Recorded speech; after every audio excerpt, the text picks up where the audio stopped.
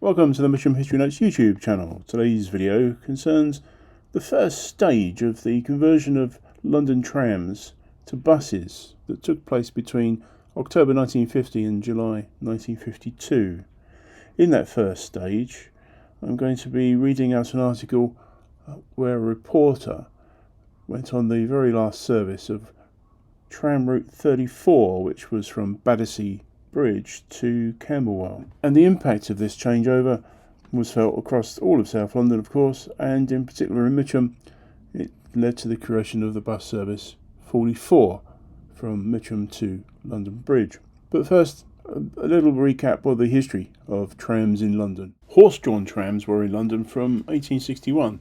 This photograph around 1890 shows a Tooting to Blackfriars service being pulled by two horses. And in 1903, electric trams were introduced. This photograph is on Kingston Bridge, 1906. But it was in July 1950 that Lord Latham, the chairman of London Transport, said that a 9-stage conversion plan, known as Operation Tramway, would see the switch from all London trams to buses, costing £9 million, he said. And the first stage involved the conversion of all tram routes in Battersea, some services in part of Wandsworth, Camberwell, Lambeth, Southwark, Westminster, Holborn, Finsbury and Chelsea. And the tram routes affected were number 12, 26, 28, 31 and 34. Also, trolleybus route 612 from Mitcham to Battersea was to be absorbed into a new bus route, number 44, from Mitcham to London Bridge.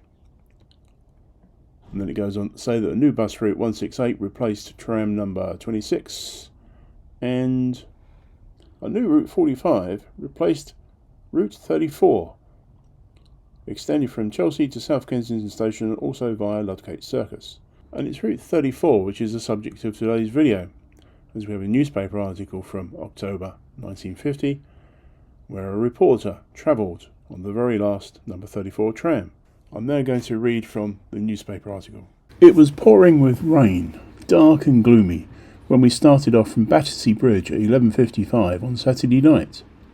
Only a handful of people had watched one of our photographers take his flash photos a few seconds before.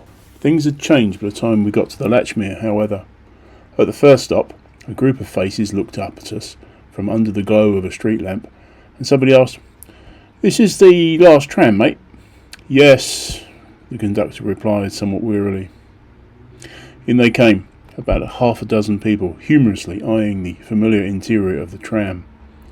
The conductor moved forward for his fares, fingering his ticket rack. A passenger sniffed and remarked, "Well, I thought the least they could do was let us have this ride free." It was only then that we really took any notice of the two police cars that had been travelling doggedly behind us during our journey. "We're being followed," joked a passenger. By that time the lower deck was full.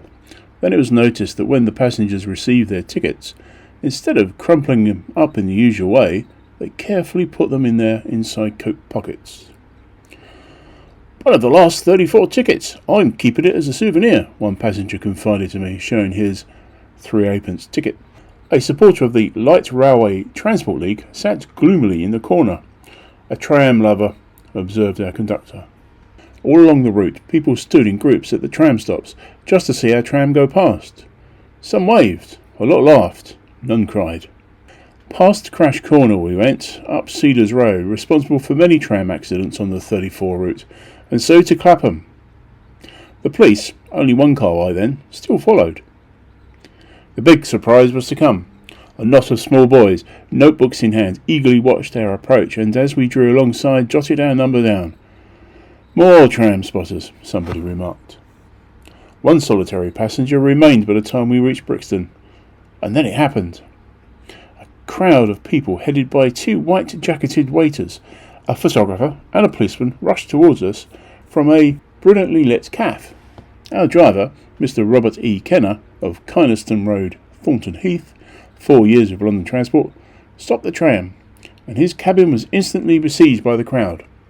The waiters handed something to the driver, and I craned forward to have a look. It was a large, glistening bottle of whisky.